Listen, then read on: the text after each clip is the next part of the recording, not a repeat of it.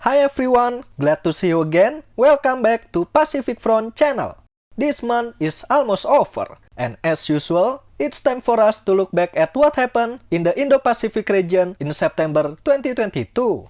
To be honest, this month brought mixed feelings for me. On one hand, we got a very good news, but on the other hand, there was also a sad one. What stories do we have this month? Let's jump into the video.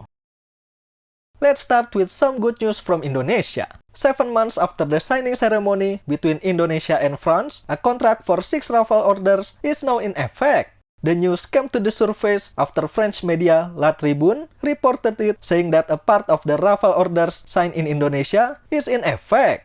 On a separate occasion, Defense Minister spokesperson said in an interview that the payment was made on 9 September and the first aircraft is expected to be delivered at the end of 2026.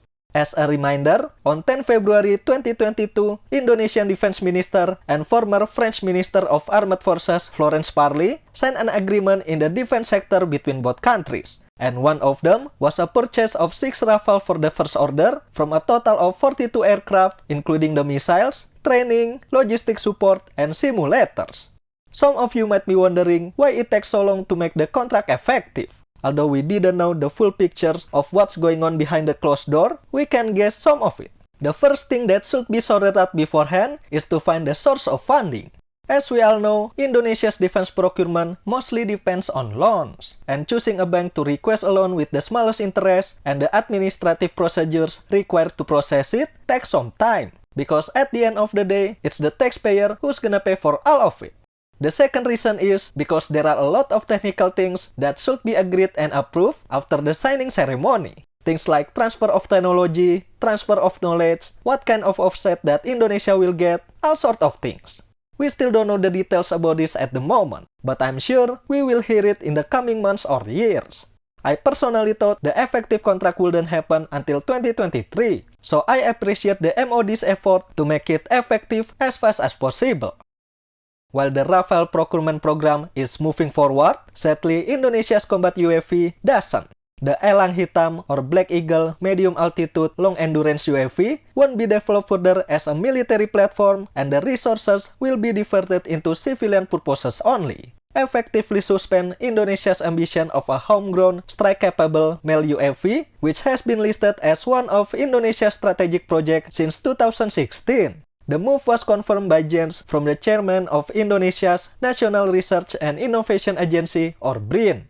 When interviewed by Kompas.id, he said that the drone project was a mistake from the beginning, saying that the strategy of starting with combatant drone, even though the key technology has not been mastered, is a mistake. And the decision was taken after an in-depth evaluation and audit after the failure of the first flight attempts earlier this year.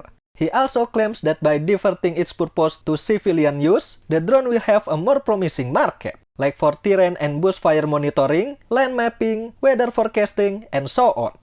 I don't know why, but after reading Kompas article about this, I became more pissed. What did he mean by saying the drone project was a mistake because we shouldn't have started with military purposes? Did he not know who was involved in the project? Of course, we don't have all the technology we need for the combat drone. But isn't that why we developed this drone, so it can be a testbed for further research? And isn't that their job to initiate the development of key systems to support this drone? He also claims that civilian purposes have a more promising market. Can he tell us who's gonna buy it and how many units they will buy? Does our meteorology agency need a squadron of this bird? I don't think so. While on the other hand, the combatant drone already has a pre-existing customer within the project, and they clearly need it a lot. And by cancelling the drone after just one failed test flight, only show the world how much commitment Indonesia will take for its dream. Moving on to the third story, earlier this month, the Philippine Navy christened 2 new vessels into their fleet. The 2 brand-new Saldak Mark V Fast Attack Interdiction Craft Missile was formally welcomed into the Philippine Navy at the Commodore Divino Pier at the PNHQ. The 2 vessels, named BRP Nestor Acero PG-901 and BRP Lolinato Toong PG-902, are part of the 9 Saldak Mark V from the Israel Shipyard Limited with an approved budget of 10 billion peso or around $171 million, including missiles and weapon systems. 3 more vessels will be delivered in early 2023, while the rest will be constructed at the Philippine Navy shipyard in Naval Station Pascual Ledesma in Cavite City.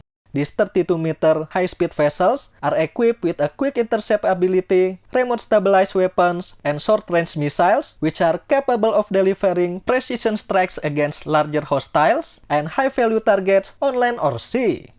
I'm glad to hear that a Philippine shipyard is also involved in this procurement, meaning that the maintenance and repair of this class can be done locally, and the experience gained from this can be a starting point for an indigenous vessel program in the future.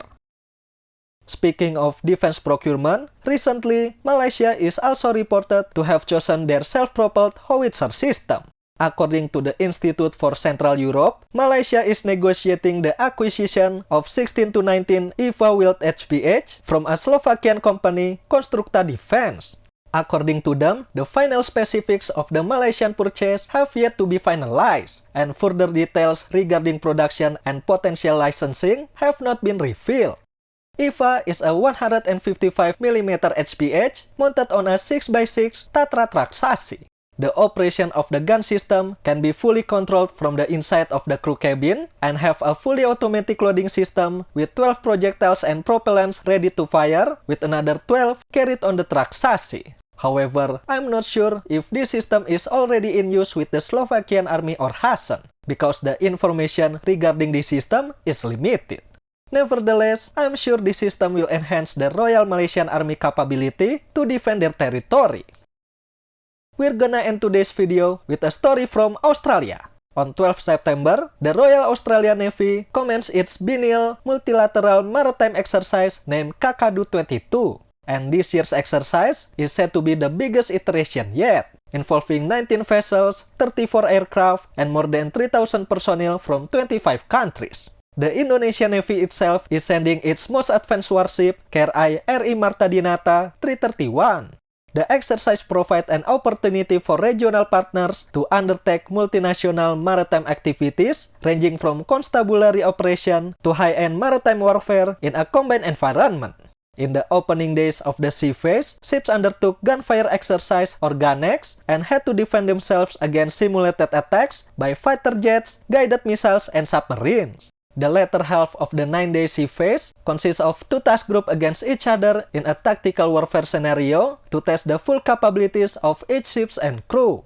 Meanwhile, other participants, comprising smaller patrol boats, underwent boarding party training for fisheries enforcement, border protection, and other maritime law enforcement duties.